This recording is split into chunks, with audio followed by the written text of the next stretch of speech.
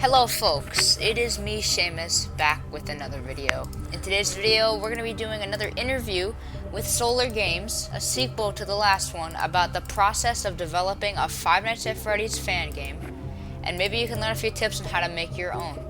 The I last always come back. he came back. Uh, I always do. the last That's what I do.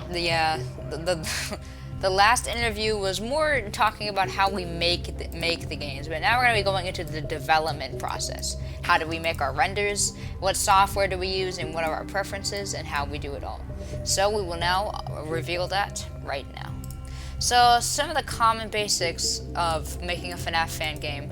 For me, whenever I make a FNAF fan game, which I do a lot, I make a lot of fan games, I like to start with three main components: story, gameplay, ending. You can do this for almost anything you make. Okay, right? Yeah, So, for me, all my comments are like, "How are you so awesome?" and "How are you so amazing?" this is how we are revealing how awesome we are in this video. We are telling We really you guys, are the greatest. we are Amazing. we are gonna talk about how amazing we actually are, and we're gonna reveal our secrets. And so, pretty much, I like to, and then after you do that, go through the gameplay loop. And the gameplay loop is pretty much mechanics, like how Bonnie. Like, here's an example: Five Nights at Bonnie's. That was a game I'm working on. Let's say Bonnie was supposed to go from a show stage directly to your left door, and then you had to close the door, or Bonnie would come in and kill you. That's a gameplay loop example. It's a pretty short, pretty lame one, but still. Yeah, that's terrible. Yeah, that was bad, but it's just an example.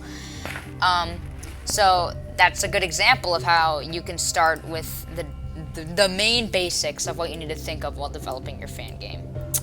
So making renders. People ask, how were the renders made? Like, how do we make these smooth renders? They call them smooth renders. So how do we make these smooth renders? We do. Solar is a big renderer guy, and I'm also one, so we'll explain that right now. So Solar, how do you make your renders? I use Blender, and Big dumb.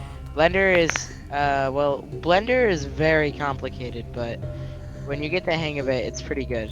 And so you pretty much just have to be amazing, and that's the best advice I have. Pretty If much. you're using Blender. Yeah, Blender is a very complicated software, but you gotta learn it. He explained it pretty well. The best thing that you can do, honestly, is that the way we do it is I like to just open a fresh scene, like a new tab, and I just like to open up a scene pack. And I'm gonna reveal what models we've actually been using for the game. Is we use the iTrashman session packs that you can get on DeviantArt. And you can probably pick him up on Twitter, because he already has all the poses set, so we can just set things up to animate and move very quickly. But we do like to customize them quite a bit to make our game unique, because they are. Yeah, we cooked with those. We truly cooked with the demo on those, but in the new game, in the new full game, we're going to do it even better. They're gonna be like completely different. Anyway, Yay! yay. So yeah, we did pretty good on those renders, and we used the iTrashman session packs. I'll link them in the comments if you guys want to check those out, because they are very sick. Another question is the software evolution. Why did we change game engines so much? This is a good question. We are very bad at deciding. We are very bad with deciding good game engine. Yes, we have. But we also like to improve. I say that the game has grown like 50 trillion times. Like, I like to play it off that we're growing, but really it's just that we're having problems. Like, we started with FNAF engine, but the amount of extreme limits we had for some things we wanted to do was just astronomical. So then we switched to Asynchronics, which is an engine that my friend made, Ghetto, and that was pretty good, but we also had its limits. Like, you couldn't do any 3D in that particular build of Async. So what we did is then we moved to ClickTeam Fusion 2.5, which was very good. It's a pretty big, it's a pretty flexible engine. And people say it's very limited, but if you really know how to cook with it, you can make some pretty seriously great stuff. Yeah, there weren't any problems with ClickTeam, and we just decided it would probably be really cool to move it to Unity. So that's when we got Cheetos. Cheetos, yeah! So he wanted to do it in Unity, and so we were doing that. But He's a very good Unity coder. very good. We're gonna make it all 3D, but I have a big unveiling in this video. Is we're actually moving to a new build of an engine that he made. Uh, We're moving engines again to this new engine Yay. that he's been working on. Yeah, so that will hopefully be very exciting, and it's gonna be a build of Hex Engine, a version of Hex Engine. If you guys haven't heard of Hex Engine, it's a engine that me and him were working on, really him, but it was very, very cool. Yeah, let's all give Cheetos a round of applause. Yeah, Cheetos! Okay, so now that we had the Cheetos shout out, we are going to get on to the next part. So what was your favorite thing to make for the game, and what's your favorite thing to do? Honestly, this is a good question. I really, really, really enjoy making the accuracy renders for The Office, and I love building scenes. I love scene building. Oh yeah, me too. I really like posing characters. I think it's really fun to make everything kind of different, but kind of the same at the same time. Yeah, essentially. And I like to set up my models so Solar can just jump right in and render them, because makes his things. I don't know why. Like, I can never render a good Office render, but Solar can just hop right into open the file, and he'll just render the perfect Office for the game, and then we're all set. I am pretty chill like that. I'm pretty good. He is very sick, in a good way. He's not like sick or anything. And so I am sick. you are? I mean, I was like a day ago, but that's unrelated. Okay. So how does Blender work, and why do you use it over SFM for the game? SFM is I like to think of it as, I'm gonna say this right, it's Walmart Blender for beginners. What the heck? It's not built for game devs.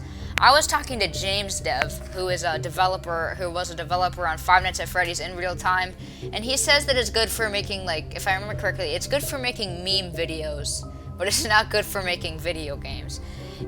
You can't model in it, and like you run it and it like opens your model in like Team Fortress 2. It's just all this stuff, and it completely confuses me. Oh yeah, you can only get models for a Source Filmmaker on the workshop. It's really hard to import actual thingies into it. It's very hard to get models into it compared to Blender, where you can just open the file or append it. It's just. But the thing that's really good about Source Filmmaker is it is a very good like animation software for beginners. You can get into it very quickly. But the first thing that I learned was Blender, and I tried to learn SFM, and I couldn't really get a hang of it. So I really like Blender because it's just better. I started with Source Filmmaker, and Source Filmmaker is a very good starting animation software. But once you really get like the hang of it, it would be a lot better to move to Blender because it's just so much better. Like my game Forgotten Nights, that was originally gonna have things in Source Filmmaker in it. And also, I was originally just gonna use the FNAF 2 Office for the Office. Like, that was not good. Oh, wow. And then I made renders in Source Filmmaker for it, and then I officially decided once that I'm just gonna model my own Office, and then like completely make it all in Blender, and it's coming along very good. It is very sick, guys. I've seen some pretty cool stuff he's been cooking. That game is gonna be so awesome when it comes out. It is. It's gonna be amazing. Go follow Forgotten Nights on Game Jolt when you can. So, how do you make these renders and animations so accurate? Like, accurate, not just smooth, but accurate. You see. Okay, well, to be brutally honest, we head over to DeviantArt. We just pick up the models and we use references to get the poses just right if we're trying to do something. But we like to do things not accurate sometimes too. Like, sometimes you want to mess with things a little bit to customize them to make them your own. Yeah, get creative. Yeah, we like to mess around a bit. So with the new build of the game, we will be going for less accuracy and more stylized, but we are still going to be doing some things to do FNAF 1 a favor and stay truthful to those classic renders and looks. But yeah. So how do we find people to help with the game? I'm the only person that ever tries to find anyone to help with the game, and the way I do it is I literally just hop onto Discord, or I add them, and I usually message them with the same thing every time. I'm like, hey dude, I saw this blah blah blah thing you made, and I was wondering if you wanted to help with this cool game I'm working on where we remake Five Nights at Freddy's 1. We need some animators to do this and XX this and this and that. And I think that you could be a great addition to the team. And either they'll be like, leave me alone, or they'll be like, great, I'd be happy to help. Yeah. I've been rejected a few times, but a lot of times they actually just get right in there, like, cool, that sounds awesome.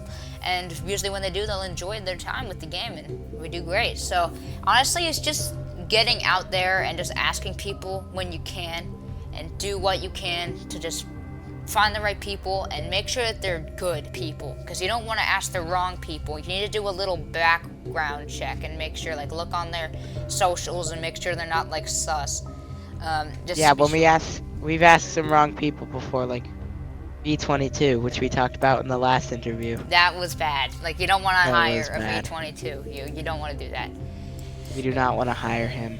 So, what is the best software for a FNAF fan game? It's probably good to start out with FNAF Engine. Honestly, it's good to start out with FNAF Engine and graduate to Unity. Just start small, grow big. I'm not nearly as much of a game developer as I used to be at the moment because I'm much more interested in music composing right now. But so it's hard for me to answer this question. But I think if any of you have heard of Scratch or Turbo Warp, which is a better version of Scratch, I'd use Turbo Warp if you really want to make your games from scratch, or if you want to just do something that's completely based on Five Nights at Freddy's 1 or something. You should use FNAF Engine because it's much quicker. And if you're going to try to do something, if you're trying to take your time on something and making something very original, I recommend starting with Click Team, because Click Team is very good for this kind of thing. You can flex a lot in Click Team, and you can make things just perfect, just how you want it. And Yeah. because we can make pretty amazing things in Click Team. If you guys haven't seen Five Nights at Freddy's: The Lost Cabinet, a new game I'm working on that's made completely in Click Team and Blender, and it's just a mix of a few guys just making some great stuff. And you guys should go watch that trailer and go subscribe to Expo Dev on YouTube and Mr. Freddy64. I'm working with them to make that game. Yeah, but the reason why I'd recommend Turbo Warp is because it's very simple. It's simple and it works. It's simple and very functioning. So if anybody isn't very good with like a click team style of games, then Turbo Warp is the thing for you because it's block coding. Yeah, and So it's yeah. very simple and easy And to use. Click Team does also uses code blocks, but they're a little more complicated and there's more functions, harder to figure out. But Turbo Warp is like Scratch, but it's supposedly more simple and has a better compiler, so you can actually Oh download yeah, your games. Turbo Warp has an actual packager, which is why I use it, and also it has like interpolation. If you don't know what that is, it like makes projects much smoother and higher frame rate, and it's actually really good. And you can make them widescreen. You can pretty much set whatever stage size you want. It's Turbo essentially Warp is Scratch very Plus. good. It's like Scratch Plus, essentially, because with Click Yeah. Team Plus, you can also edit, like, you can change run times and do all that fancy stuff, or like make it goes faster. So honestly, upgrades are great, and Turbo Warp I would recommend going with if you're going to do a Scratch game. I would recommend just going to turbowarp.org. It is. Yeah, I think it's .org. Just search up Turbo Warp because you can't really trust anything these days. Anything. You should find it at the top. It is turbowarp.org. I just checked. So turbowarp.org. Type that in, and you'll be right there. Okay. And just start a new project. And you can also save it to your PC. I can't remember if you can save Scratch projects to your computer, because I know. Yeah, you can add a .sb3 file, so you can transport them to like other thingies and stuff. And can you port Scratch projects to Turbo Warp? That's Okay. actually the main point of it. Dang, that's nice. Yeah, And but if anybody's using Turbo Warp, don't forget to enable interpolation unless you have a potato PC. yeah, because I think that if I remember correctly, you used to make all your games in Scratch, but then you went to Turbo Warp because you were sick of HTML games, right? And you wanted to make some things for like. Yeah, and Scratch has a bad stage size. Scratch is like not widescreen. It's like a weird square. Yeah, It's not very it's the nice. It's not resolution. pleasant. It's like 400 And by 400. HTML. And also very low frame rate. It's not high quality. Yeah, it's Turbo Warp is much better.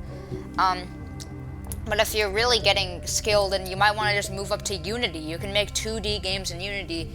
Fine for Click Team. It's just it's gonna take more effort, and you're gonna need VS Studio. Yeah, if you want to waste that much time. Bro. You're gonna need to, yeah, you're definitely gonna need to take your time and learn some Lua or whatever they use. I don't know. I'm not a coder for the Unity, so I don't know. That's Cheeto's job. Yeah, that's all Cheetos. I just I just make the renders and tell people to make renders and direct everything. I don't. But my favorite, honestly, I think that my favorite thing to do for games is rendering when I can, because it's just so fun to do that, like when I can on games. And rendering can be a pain, but when it's fun, it is really fun. And I really recommend, for advice to developers or people just starting out in game development, to just try rendering stuff. You know, like just get into learning Blender and try to get on teams maybe before you start making games. Is to try to get on some game teams and try to learn from there. Or you can try to learn stuff yourself and then get on the game team. Vice versa, anyway, it really works. It's really however you want to do it is how I like to look at it. Yeah.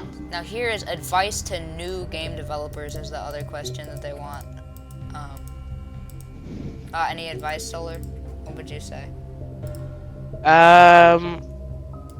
Well, if you're a new game developer, then kind of just mess around, really. Have fun. Mess with things and see if they work. And then keep on doing that until eventually you've cooked. That's how I do it, essentially. That's how I did it. Yeah, and we just got to where we were, and like you just gotta try, you know. You gotta. Oh yeah, and use Turbo Warp. Use Turbo Warp. Use whatever you can. Use whatever you can get your hands on, honestly. Like, if you want to use RPG Maker, go ahead. I don't know what you want to use, but honestly, just look it up. Look up on YouTube what's the best engine for what you want to cook. And if you can figure out what it is, then just go for that engine and invest your time into cooking with that engine. Yeah, or you can ignore all the weirdos on YouTube and just follow your dreams. Good point. You don't need to learn any cringe, like, weird stuff. Follow where your brain takes you. So, are there any more questions? I don't know. Let's see. Let me see what we've got here. How do you use Blender if my computer sucks? Like, if so. Oh, you don't. I mean, honestly, this is so there's a setting called Simplify and turn down all the particles from 6 to 0. Oh yeah, I forgot about that. And so that works really well for me, at least. And because I used to use a laptop only to make all my games, and so it was. Aw, nah. Yeah, although Scott Cawthon used a laptop to make all the FNAF games. That is a surprise. And so really just cook with what you can, you know. If you have a Chromebook, I don't know what to tell you. If you have a Chromebook, then you're actually just gone. Like, you can't do anything with a Chromebook. If you have an iPad, I don't know what to tell you either. You gotta at least have a computer, and preferably Windows OS. I don't know how, unless you want to buy the ClickTeam Mac port. You don't want to buy the ClickTeam Mac port. ClickTeam is so much money just for a Turbo Warp that's harder to use. It's not like Turbo Warp, it's different. In the free version, you can cook a little bit in the free version, but it's really hard. Yeah, no, you can't really cook in the free version all that much unless you're making like walking simulator where you can move forward. You can do that probably. I haven't tried. Yeah, you might not even be able to do that. Yeah, I think that my favorite game though that Solar's made is called Stare at a Cube Simulator. Oh, I need to delete that game page. I'm actually keeping it up just for legacy purposes though. We should talk about that. So, Solar made this game just called Stare at a Cube Simulator. That was my first game ever, and I made it in Unity. I thought it was so impressive that I could just insert a cube in Unity and then export it. It takes 30 minutes to extract it from the zip file. I'm not joking. That's 17,000 assets, and there's nothing in it. Bro, what? I don't even know how. Dang. Well, yeah. I didn't do anything but import a cube into a blank project and then export it. Like I don't know how it got 17,000 assets. Yeah, I don't. I'm sure you could delete 16,999 of those assets and the game would still be the same. Well, guys, I don't really know what else to say. I think that That was an interview. Yeah, that was the interview. I hope that everyone enjoyed this and you learned some things about game development for this. And Yeah.